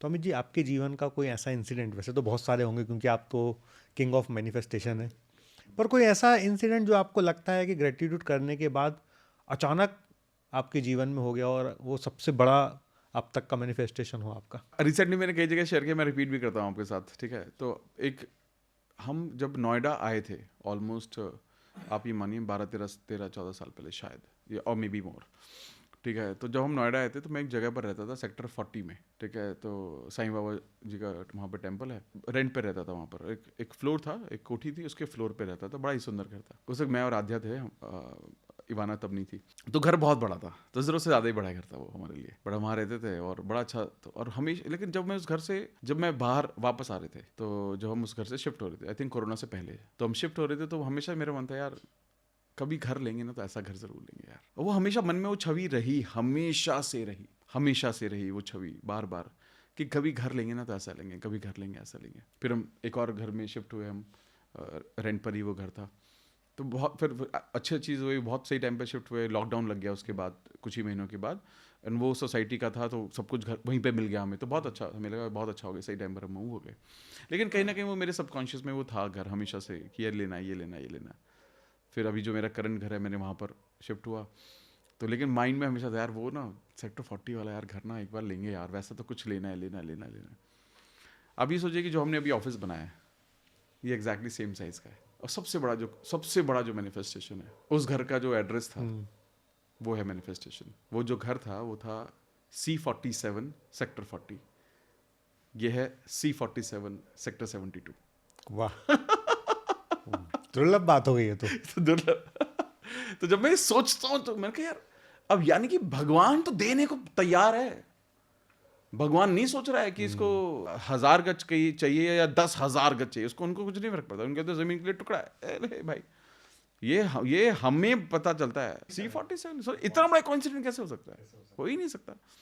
तो मुझे लगता है फिर मैं बार बार जब ये सब चीज़ें होती हैं हमारे जीवन में, तो हम भगवान ऊपर की तरफ देखते हैं कि भगवान तो थैंक यू, देख ही रहा है। तो मतलब, और आज के टाइम में तो जैसे मैंने अभी मैं आपको एक बहुत अच्छा इंसिडेंट शेयर करता हूँ। एक पर्सन ने शेयर किया, विजन बोर्ड हम बनवाते हैं, विजन बोर्ड बनाओ, नया साल होता है तो नए साल पर तो सबसे सादा एक्सरसाइज होती है वाली। हालांकि कभी भी कोई भी विजन बोर्ड कभी भी बना सकता है। तो विजन बोर्ड बनाया, एक पर्सन ने मेरे को मैसेज किया कि विजन बोर्ड बनाया है सर मैंने, और मुझे ना उसमें घर लेना है। तो मैंने कहा क्या घर, तो उससे डिटेल अमाउंट भी लिख देते हैं कई बार। तो उसने कहा 40-50 लाख रुपए का घर आएगा, 3 BHK मेरे को घर खरीदना, ये है वो है। और बड़ा सिंसियर बच्चा, बहुत सिंसियर, वर्किंग, आई थिंक उसकी 40-45 हज़ार रुपये सैलरी। तो बड़ा कि सर इस साल कुछ भी करके घर लेना है मुझे। तो मैंने कहा चल बहुत अच्छी बात, 10-12 चीज़ें लिखी हैं उस पर, बहुत बढ़िया। उसका वो मॉर्निंग मेडिटेशन भी साथ में होता है, संपन्न साधना में साथ में होता है हमारे। तो उसका मेरे को करीब अराउंड 15 दिन में मेरे को मैसेज आता है कि सर आप कोई भी लाइव सेशन करोगे ना, मुझे एक बात शेयर करनी है आपके साथ। मैं कहा हाँ ठीक है, परफेक्ट है, कर सर कुछ तो हुआ है चमत्कार। तो मैं कहा चल ठीक है। फिर एक लाइव सेशन था हमारा, तो उसमें मैंने उसको बोला चल तू शेयर कर। उसने क्या शेयर किया कि हमारा एक प्रॉपर्टी डिस्प्यूट था। और प्रॉपर्टी डिस्प्यूट मतलब वैसे वो मतलब आप समझ जाइए कि यूपी के फार्मर, ठीक है, मतलब कई 100 एकड़ ज़मीन, ठीक है, कह रहे हो फैमिली डिस्प्यूट था। और हमारे चाचा ताऊ वगैरह जो ये बड़े पावरफुल हैं, बहुत पावरफुल। और हमने कहीं ना कहीं वो गिव अप कर दिया था, लेकिन वो करीबन 8-9 साल से वो केस चल ही रहे थे और वो रिजॉल्व नहीं होने थे, मतलब वो होने नहीं थे।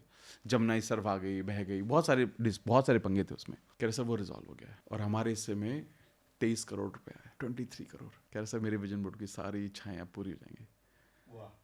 कह रहे इतना हम ऑलमोस्ट लोअर मिडिल क्लास वाले फैमिली में जी रहे थे, मैं, मेरे पिता, माता, सब हम साथ में रहते हैं, बट बहुत बहुत ख़राब था। कह रहे सर रातों रात बदल गया। उन्होंने अचानक से कॉल किया, यार चलो ठीक है, जो हो गया, अब चलो सॉल्व करते हैं। थोड़ा सा हमें कंपेरेटिवली कम मिला जो हिस्से का था, लेकिन हमारे लिए तो ये उम्मीद नहीं थी। हाँ, जो कम मिला वो भी बहुत ज़्यादा है कि ये भी उम्मीद है। 50 लाख का घर लेने सोच रहा था। सर वो आज ये बोलते हैं कि 5 करोड़ देंगे तुम्हें, हम बैंड बाजे बजवा देते तब भी कि 5 करोड़ ही मिलेगा, लेना है तो ले लो। कह रहे वो आए, उन्होंने हमें सिर्फ दस्तखत के लिए बुलाया और कहा 23 करोड़ मिलेगा तुम्हें, ठीक है, 1 महीना लगेगा, ये मजिस्ट्रेट है सामने साइन कर रहे हैं, ये कर रहे हैं, वो कर रहे हैं, सब हुआ और सर अब सब सॉर्टेड।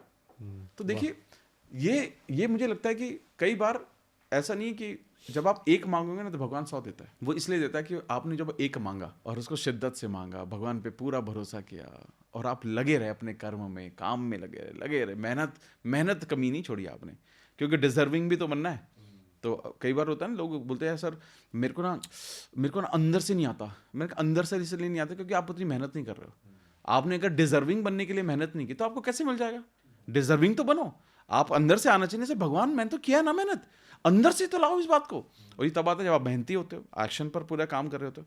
जब आप वो ले आओगे तो देखिएगा आप चमत्कार आपके जीवन में कितने सारे होंगे। हर किसी को जो मैनिफेस्टेशन की जर्नी में है, तो पहले जो है उसके लिए धन्यवाद महसूस करो, दूसरा जो चाहिए उसके लिए एडवांस में धन्यवाद महसूस करो, और एक अच्छे भाव से बड़े बड़े सपने देखना शुरू करो और लग जाओ। फिर अमीन, ये बहुत सारे ऐसा देखने ही मिलता है, लोग अपने ही लिए नेगेटिव बोलते रहते हैं, अपने ही खुद के ही बारे में ही खुद के लिए ही नेगेटिव बोलते रहते हैं कि मेरी तो किस्मत ख़राब है, मेरा तो समय ख़राब है, मेरा तो कुछ होता ही नहीं है।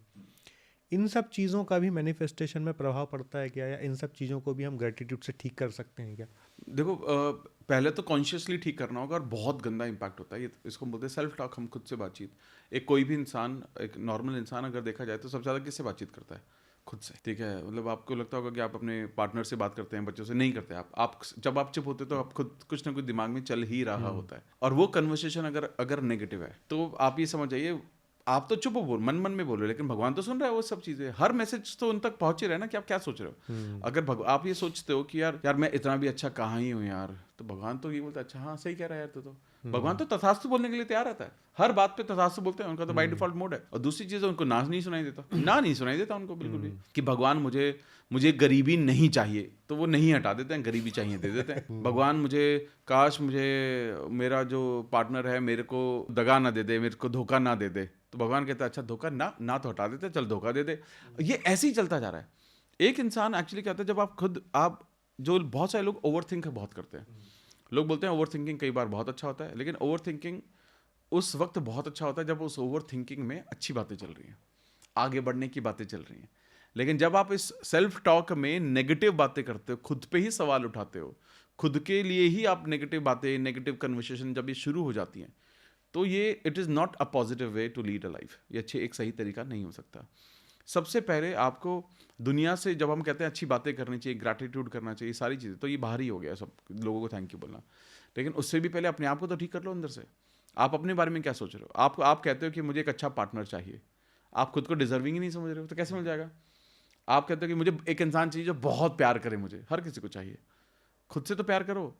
आप तो मैग्नेट बनोगे ना, you will not attract it, आप you will become that person first, वो एनर्जी तो बनो आप। वो लोग वो एनर्जी बनने पे ध्यान नहीं देते। लोगों को ऐसा लगता है कि यार मैं आज कुछ सब कुछ मैनिफेस्ट कर लूं लेकिन बिना बने। आप कह रहे हो मेरे को बहुत प्यार करने वाला मिल जाए, लेकिन आप कहते हो यार मैं तो ज़्यादा मोटा हूँ, मैं ज़्यादा छोटा हूँ, मैं ज़्यादा गोरा हूँ, मैं ज़्यादा काला हूँ, मेरा फेस पे मेरे दाने हैं, मेरे को तो पता नहीं। अरे भाई ये सक्सेस के पैमाने कब से हो गए, मुझे तो यही नहीं आइडिया है। मैं तो आज के बड़े आज देख लो, शाहरुख खान की हाइट बहुत अच्छी है क्या? लोग आज के टाइम में इतने लोग मैसेज करते हैं सर मैनिफेस्टेशन से हाइट बढ़ सकती है क्या? तो मैं सबसे पहले पूछता हूँ कि भाई तेरी उम्र क्या है? अगर तू मुझे बोलेगा मैं 13, 14, 15 साल का हूँगा तो मैं बोल दूंगा हाँ बढ़ जाएगी भाई, योगा भी कर ले, मैनिफेस्टेशन भी कर ले, वर्कआउट भी कर ले, बढ़ जाएगी डेफिनेटली।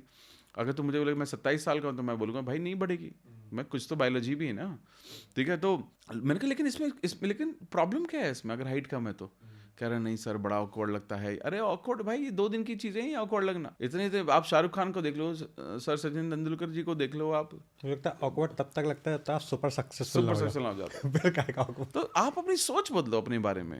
लोगों को लगता है कि लोग किसी ने बोला कि सर मेरे चेहरे पे ना थोड़े से मार्क्स हैं, तो मैंने उनको बोला एक वाटर टेक्निक होती है, आप इस वाटर टेक्निक को आप करो, अच्छा इसकी मदद मिलेगी। लेकिन मैंने कहा फिर भी आप अपने बारे में बुरा महसूस करना शुरू करो, ये तो ठीक है यार, ये तो ठीक है, फेज़ है, गुजर जाएगा, ठीक हो जाएगा, सब कुछ चीज़ें, कोई दिक्कत ही नहीं है।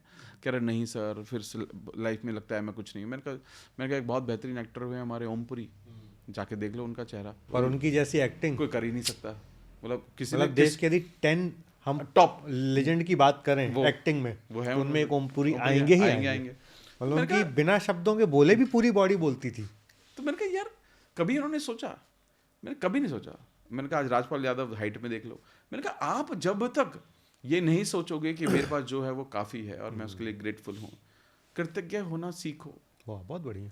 जब तक आप वो नहीं सीखोगे ना, मतलब हमें ये लगता ही रहेगा। लोग बोलते हैं कि मेरे बाप बाप ने मुझे सपोर्ट नहीं किया, मैं वरना आज मैं कहाँ से कहाँ होता, अच्छे कॉलेज में नहीं पढ़ा, हिंदी मीडियम में पढ़ा। हम भी तो हिंदी मीडियम में पढ़े, सरकारी स्कूल में 12 रुपये 60 पैसे देके पढ़े हम तो, ठीक है, हमेशा से। तभी तो हम हिंदी में बात करते हैं आज, वरना इंग्लिश में पढ़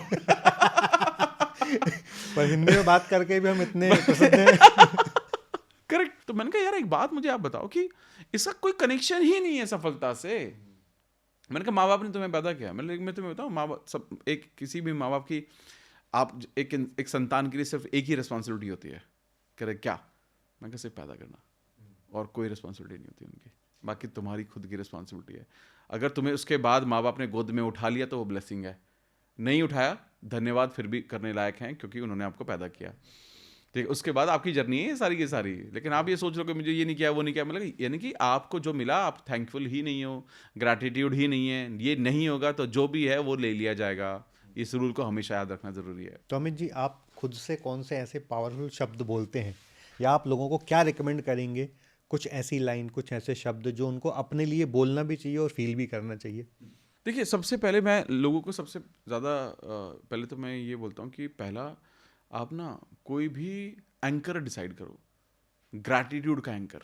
इसमें मैं लोगों को बोलता हूँ कि एक ग्रैटिट्यूड स्टोन कैरी करो अपने साथ, यानी कि छोटा सा स्टोन, पत्थर सा, मार्बल का, कोई भी ले लो, कैसा भी, ठीक है। आप रुद्राक्ष रखना चाहते हो रुद्राक्ष रख लो, कुछ भी रख लो।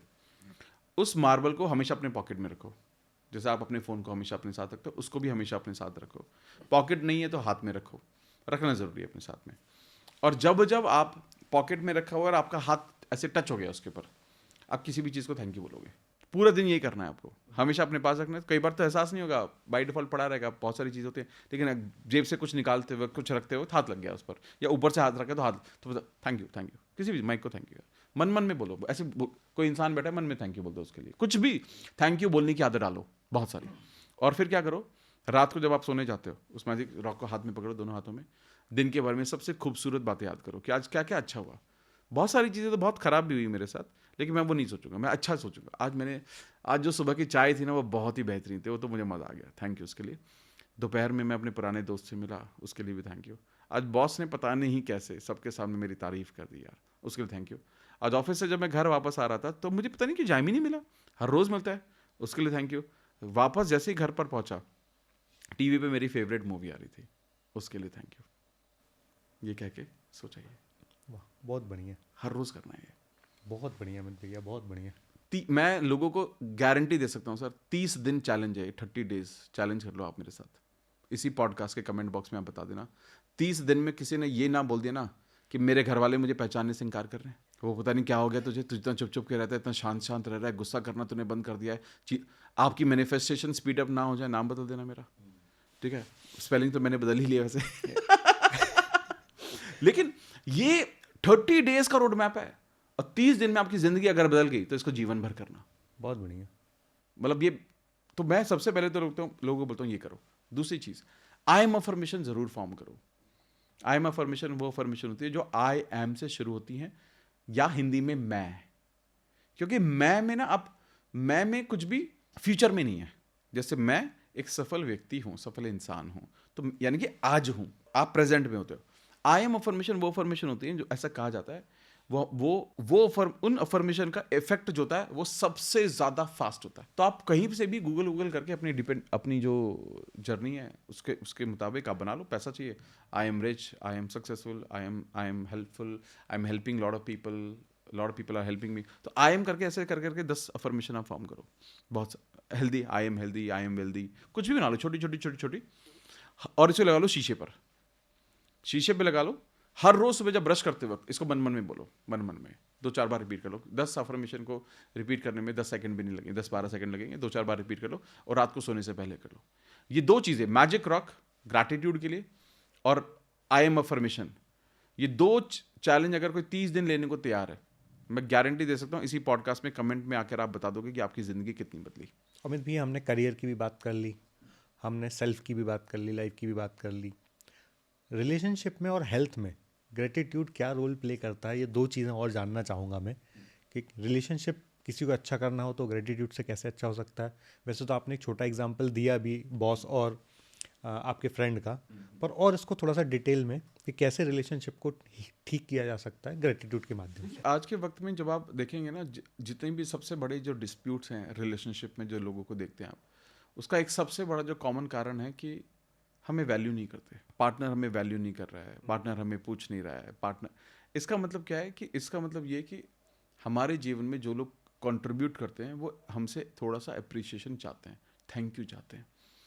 और ये इतना बड़ा एलिमेंट लोगों के रिलेशनशिप से मिस होता है, क्योंकि हम ये सोचते हैं अरे माँ ही तो है, वो तो करती ही है, उन्हें थैंक यू मैं क्या ही बोलूँ, बड़ा ऑकवर्ड नहीं हो जाएगा। लेकिन थैंक यू बोल के तो देखो माँ को, खाना उन्होंने बनाया, मम्मा थैंक यू यार बहुत अच्छा बना, उनके चेहरे पर मुस्कुराहट तो देखो, वो तो वैसे भी दिल से बनाएंगे, आप थैंक यू बोलो ना बोलो।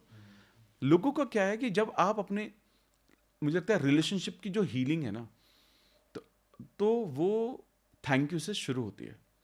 कितने सारे लोग, मैंने संख्या लोग देखे जो सिमिलर काइंड ऑफ रिलेशनशिप में स्टक होते हैं, बार बार एक जैसे लोगों से मिलते हैं। मैं एक पर्सन से मिला, मैं मतलब आप सोचिए कि शादी से पहले ब्रेकअप हुए 2-3 बार, शादी के बाद पहली शादी टूट गई, दूसरी शादी टूट गई, अब वो तीसरे की चक्कर में है। ठीक है मतलब अच्छी बात है, कोई दिक्कत नहीं है। लेकिन मैं जब उनसे मिला, मैंने कहा एक बात मैं आपको बताऊं, आप प्रॉब्लम क्या है ना, आप लोग बदलते जा रहे हो, आप तो नहीं बदल रहे हो। और जब तक आप अपने आप पर काम करना नहीं शुरू करोगे तो वो रिजल्ट कैसे बदलेगा? आपको सेम ही लोग मिलेंगे ना, क्योंकि हमें लगता है कि वो लोग मिल रहे हैं, अरे नहीं मिल रहे भाई, हम अट्रैक्ट कर रहे हैं, हमारी एनर्जी से वैसे लोग अट्रैक्ट होते हैं। मैं नहीं कह रहा हूँ कि आपने डिवोर्स मैनिफेस्ट किया होगा, पर कुछ तो मैनिफेस्ट किया ना आपने। आप जब भी किसी से मिलते हो, आप सबसे पहले तो डाउट ही करते हो उस पर। मतलब उन्होंने जो भी मुझसे शेयर किया, हर किसी को आप ऐसी नज़रों से देखते हो कि पता नहीं क्या, पता नहीं ये, पता नहीं वो। अरे इतना क्यों? मतलब एक बार जब दिल टूट जाए, इसका मतलब ये थोड़ी ना होता है कि पूरी दुनिया खराब है। अच्छे लोग होते हैं, तो मैंने सोचा कि मैंने कहा अच्छे लोग होते हैं, कह रही हाँ होते तो हैं ही।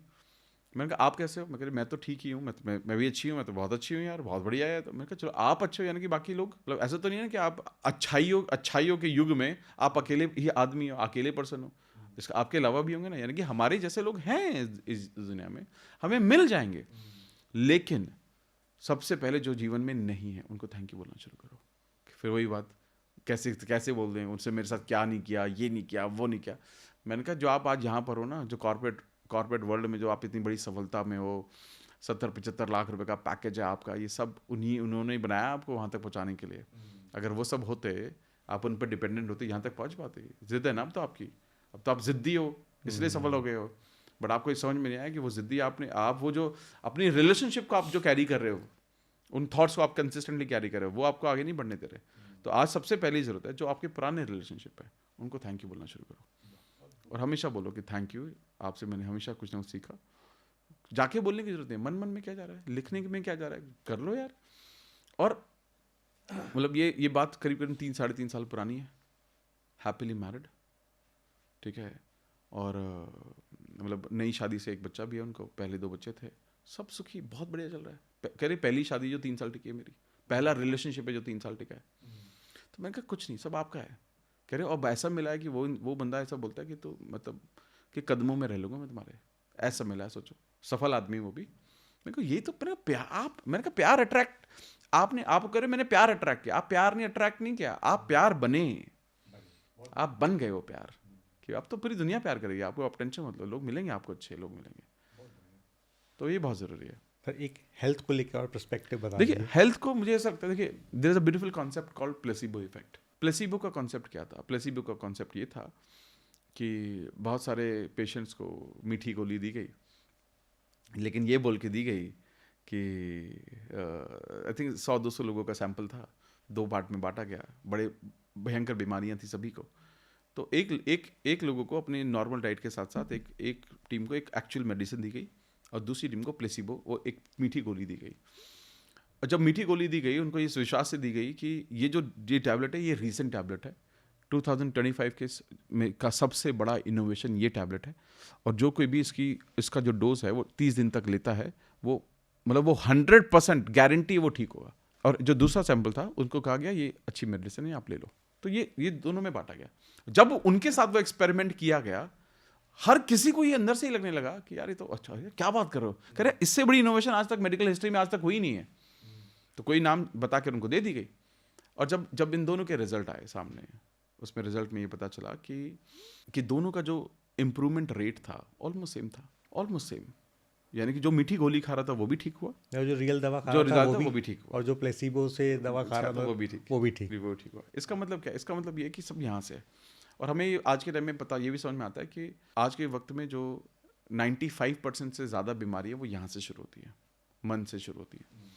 ठीक है, आप भी देख लीजिए, बीपी है, शुगर है, इवन कैंसर बोलते हैं, ये सारे के सारे यहाँ से शुरू होता है। इसका ओरिजिन लाइफस्टाइल इशू, बहुत सारी चीज़ों से शुरू होता है, मन से शुरू होता है।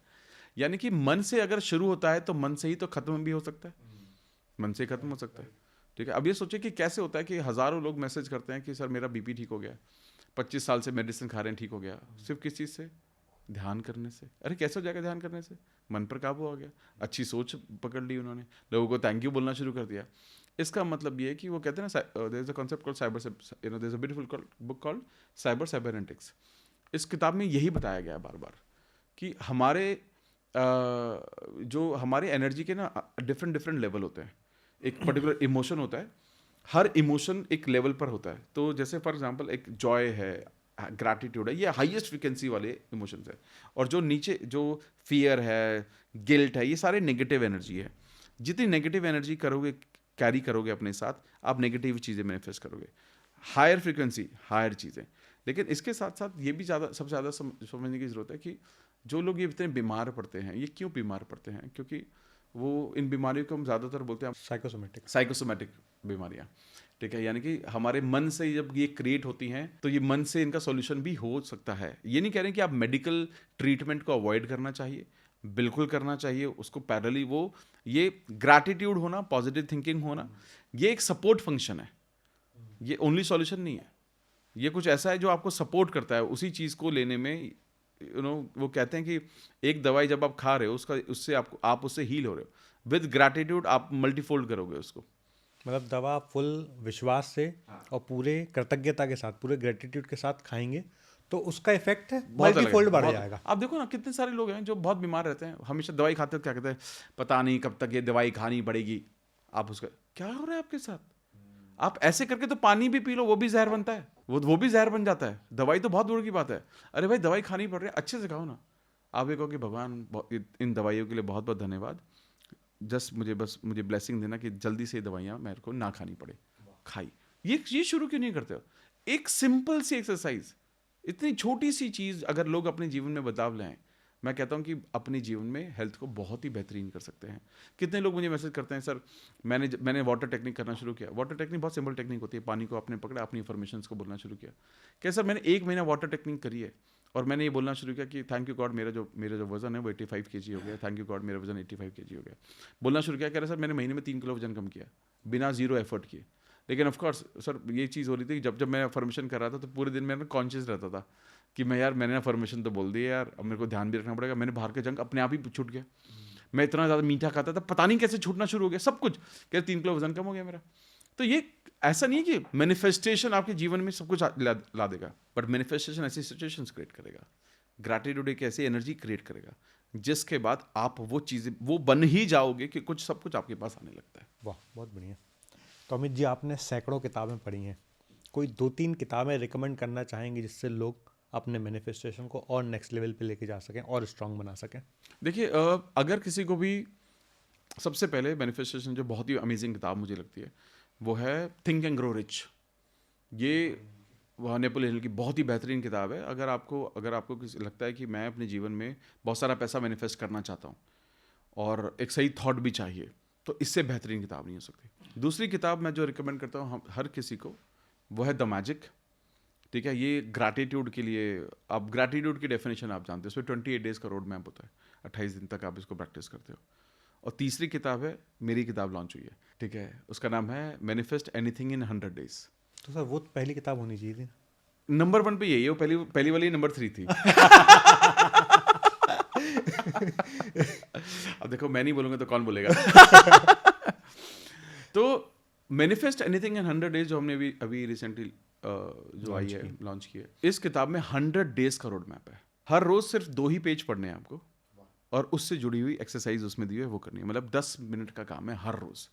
लेकिन अगर आपने इसको 100 दिन फॉलो कर लिया, आपका जीवन बदल जाएगा।